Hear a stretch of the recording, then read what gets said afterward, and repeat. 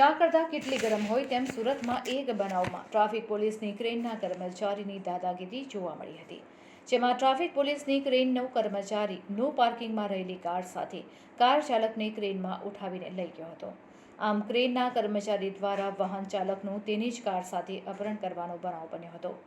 Car સાથે car ચાલકને ક્રેનમાં લઈ જવાનો આ વિડીયો પણ વાયરલ થયો છે. અગાઉ સુરત પોલીસના પાર્કિંગમાંથી પણ ગાડી ઉપાડી જવાનો વિડીયો સામે આવ્યો હતો. બીજી તરફ ટ્રાફિક ડીસીપી ઘટનાસ્થળે હાજર હોવા છતાં કાર્યવાહી ન થતાં વાહન ચાલકોમાં રોષ ફેલાયો છે. અમદાવાદ, વડોદરા, સુરત અને રાજકોટ જેવા મોટા શહેરોમાં ઘણીવાર ટ્રાફિક પોલીસની ક્રેનના કર્મચારીઓ આડેધડ વાહનો ઉઠાવી જતા હોય છે.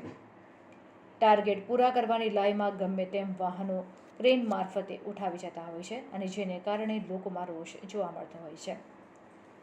સુરતથી રિપોર્ટર સુનિલ ગાંજાવાલા.